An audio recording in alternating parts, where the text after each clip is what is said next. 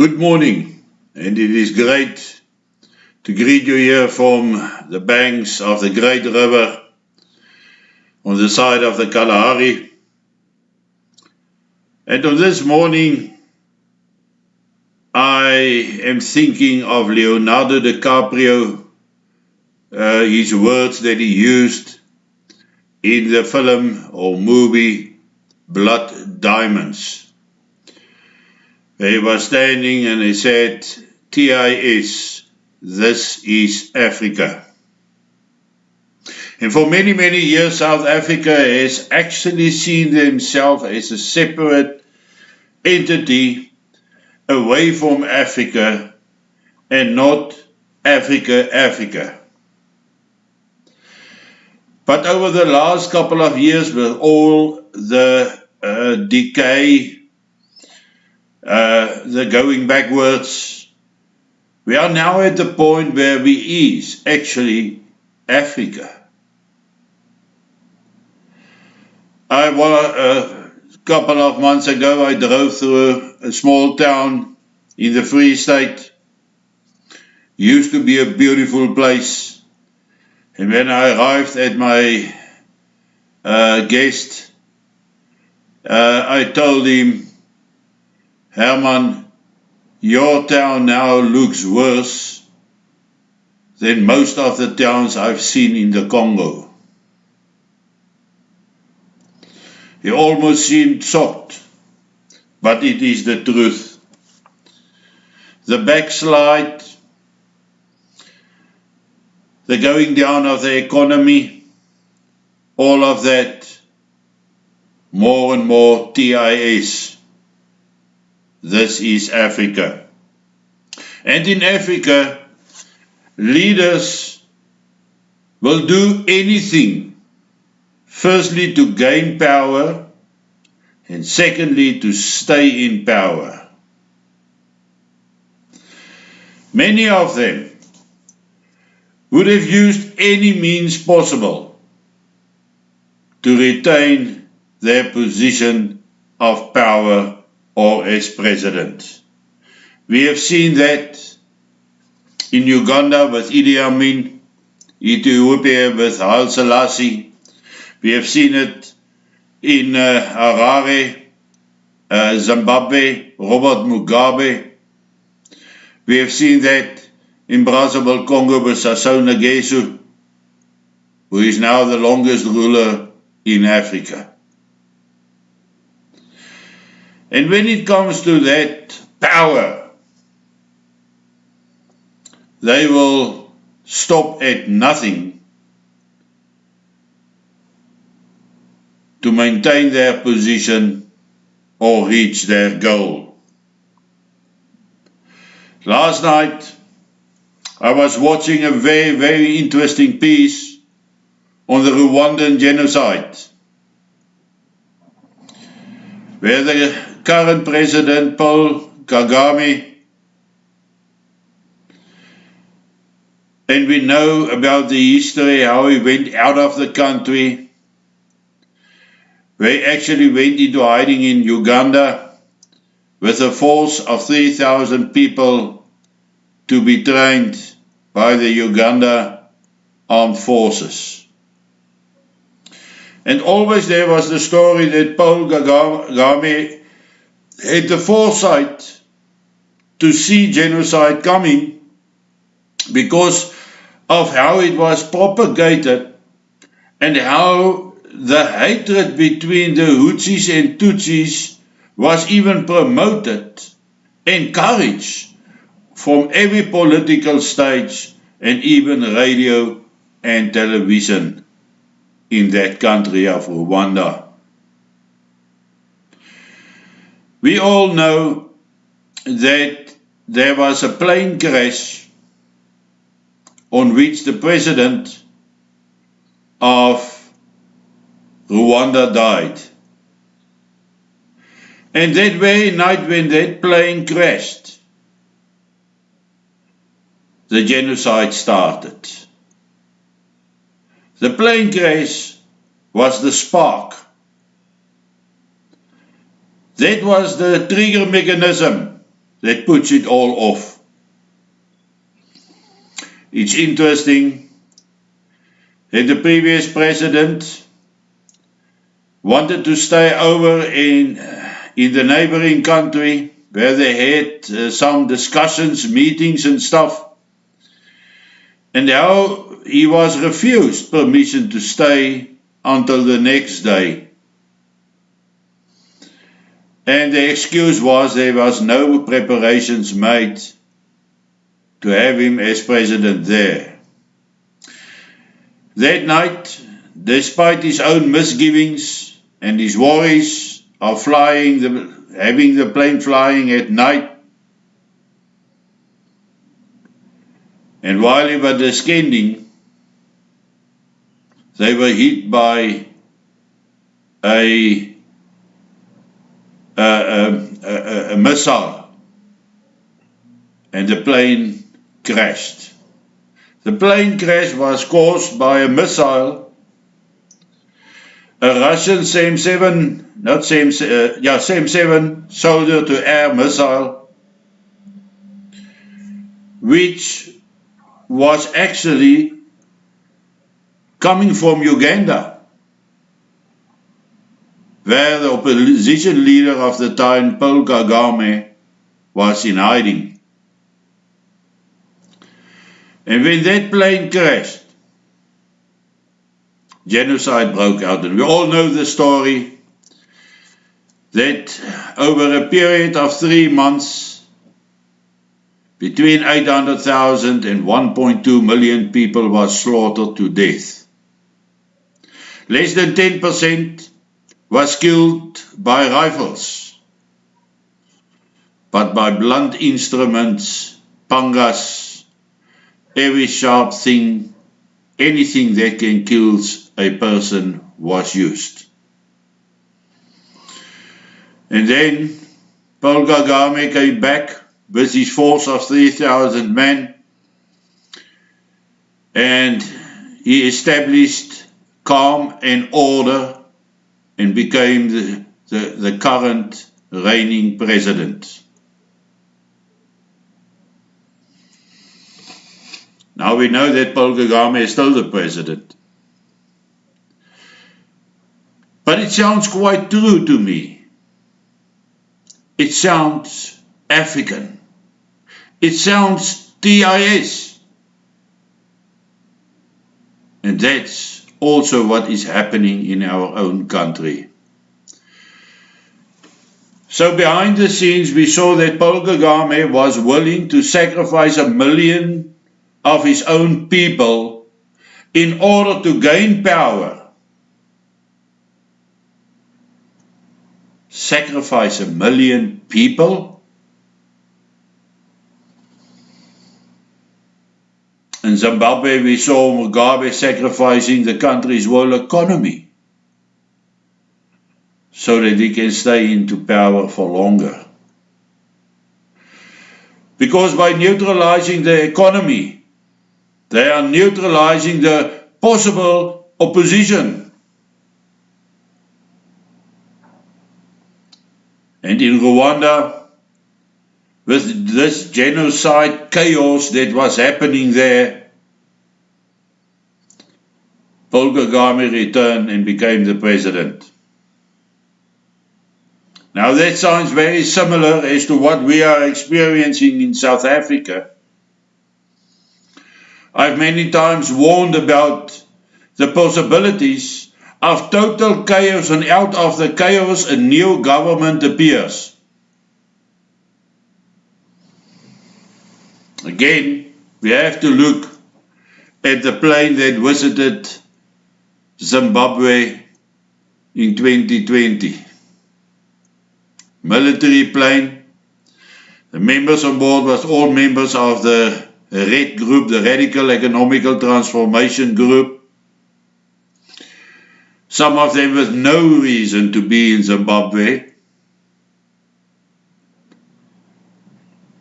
The same people who are now being accused of corruption, looting, theft, state capture. The Magashules, the Zumas, those people is involved.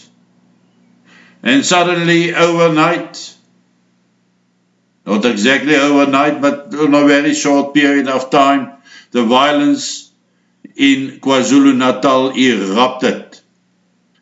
It took everybody by surprise, even the reigning president and the government, the police forces and the defense force.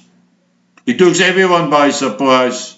If it wasn't for civilians who stood up, the damage and the death rate would have been much higher. Civilians did the work of the police, and now afterwards the police want to charge them and disarm them.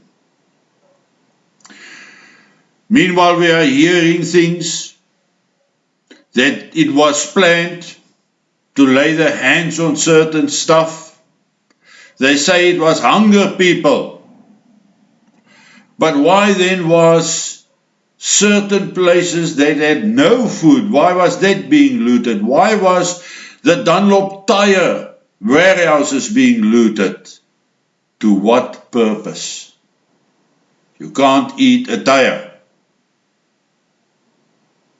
There must be a reason. We saw the looting of the ammunition. We saw the cyber attack on the harbour, on the ships. Yesterday I've told you about the warehouse that was robbed of 11 million rands worth of food, button food, rice, that type of thing.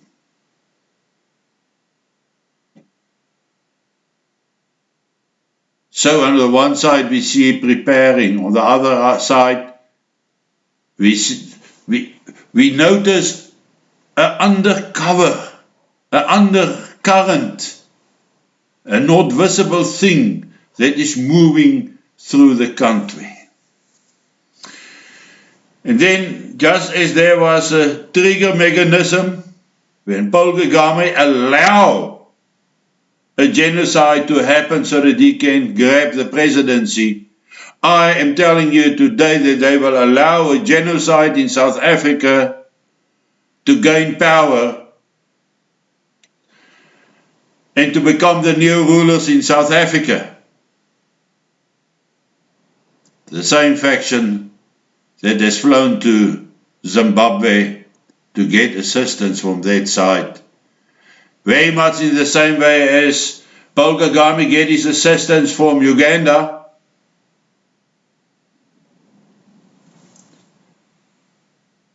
So now we only need a real trigger mechanism. In Africa, there is no value to human life. There is no value in economy. There is no value in infrastructure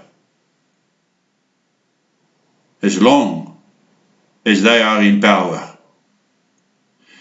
And I have warned already more than a year ago, shortly after COVID-19 lockdown has happened, I have warned that there is going to be a revolution, and you can go back and check on my videos. Because I've seen this force is starting to move. It was just that I was not sure about how they was going to make the move. People have said many times, yeah, but the lockdown is going to destroy our economy. The lockdown is going to destroy the country. The government will never allow it to happen. And I'm telling you today, they will. And they want to. And then I'm talking about the ruling party, more so than Cyril Ramaphosa. They don't give a damn about whether the banks are working, whether there's electricity, whether there's fuel in the country, and whether there is food sustainability, food security. They don't give a damn about it because the primary purpose or target is to gain government, to become the president, and to keep the power. And they always think that they will rebuild afterwards, but we know that they don't have the capacity to rebuild afterwards, and that's why Africa has not been rebuilt after all the revolutions that happened there. But if we think that the government is serious about saving the economy, then we are wrong. The economy is of no interest. It's all about power. And the quicker that we as South Africans and the world realize that South Africa is just another T.I.A, this is Africa, the better it will be. Our eyes must be opened by now, and still there's only a few people,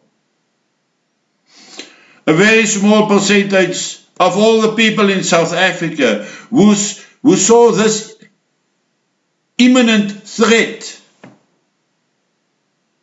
or like the Americans said, a clear and present danger.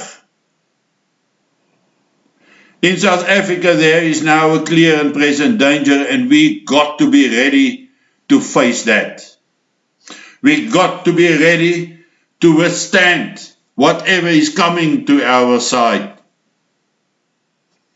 Because I can tell you that no African president has ever felt for their people. Nobody has ever considered the cost of life, the cost of the economy, or anything else, as long as they can rule. Like Sun Tzu said, they will rule over the ashes. But that is acceptable to Africa, because that is how they are. T.I.A, this is Africa. Welcome to Africa. Enjoy this morning your coffee filled with a richly dose of condensed milk, and start thinking about what the implications are of what I have said. How far are they willing to go? And I'm telling you now, they are willing to go all the way. How far are you willing to go? Close your doors and lock it and hope it will pass. Hide in the churches. Just remember, in all previous revolutions in Africa, all the people who have hid in churches were killed. Some churches were burned down with the people inside. Yes, we must pray that the Lord will make it easier for us. But we can't pray that the Lord will let it over or let it disappear, because it's not going to happen. We are the instruments of God. He will guide us. He will direct us. And only then will we be able to survive. We got to group. We got to strengthen. We got to organize. And from there, we can move forward. Have a great day.